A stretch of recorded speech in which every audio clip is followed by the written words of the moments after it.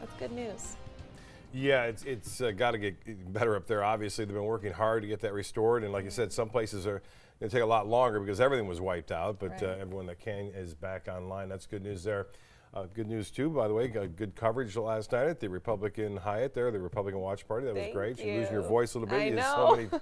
so many live shots for us. We had some pretty warm weather today. I tell you, it's still feeling like summer out there in some cases, and acting like it too, with afternoon and evening thunderstorms developing.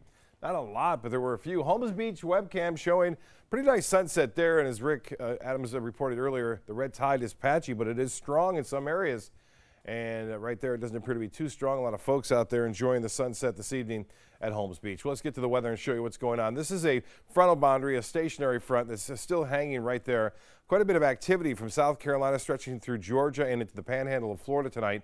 That activity is not going to move much. It's going to stay there. It's not going to be a big factor for us. What we'll see is this activity moving from the southeast to the northwest. And as that air does that, it will heat, and with a little bit of moisture in the atmosphere, it will kick off some showers and storms in the afternoon once again tomorrow, like we saw today. These showers are winding down now. We don't expect a lot more rain, but we did get quite a bit. In fact, some areas estimated up to 2 inches of rain. There's one lone shower there just east of Lakewood Ranch along Fruitville, pushing off to the northwest, but it is dying out. We had some rain in Venice, had some showers in Northport earlier as well. All that activity associated with the sea breeze front and then outflow boundaries. You can see one right there kind of diving off and creating this bigger storm that generated the lightning. It moves right into it, caused a little bit more intensity, but now just one shower left from that activity near Fruitville Road east of I-75, and a few showers I mentioned near Siesta Key, and 1 or 2 lone showers off the coast of Venice and Osprey at this point. The rainfall totals I mentioned, look at this, 2.5 estimates right there in central Manatee County, and that's what you would normally see during a summer afternoon thunderstorm, about 2.5 inches. And that's what we got. Not as much down south near Port Charlotte, estimated about 0.5 of an inch there. Not much in Braden at all, or Anna Maria Island. Temperatures currently at this hour, pretty warm, mid to upper 70s. This is very warm for this time of year.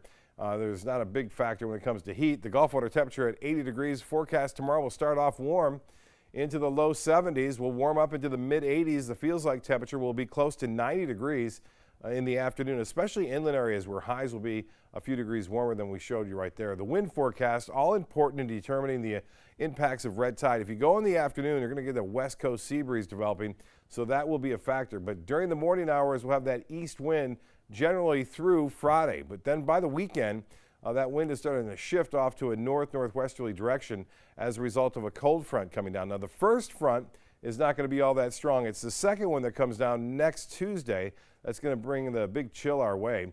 But the weather forecast, I mentioned a few afternoon and evening showers are possible. Just not a lot of rainfall over a widespread area, but there could be some isolated areas could get more.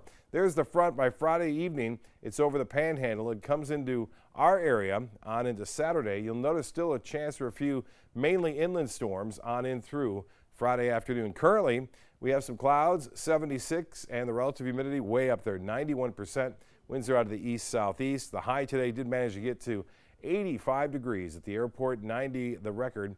And as far as the cool down goes next week, we are looking for low temperatures on in through Thursday morning, upper 40s, right there, 48 degrees, the anticipated low on Thursday morning next Thursday. For boaters, pretty smooth conditions out there, seas running 2 feet or less. The extended forecast then, calling for warm weather, well above average through Friday. Front comes in on Saturday, a few more clouds around, a slight chance for showers, and then we start to cool down. Better chances for that next front to bring us some rainfall, and then cooler for Wednesday. Taylor? Thank you, Bob.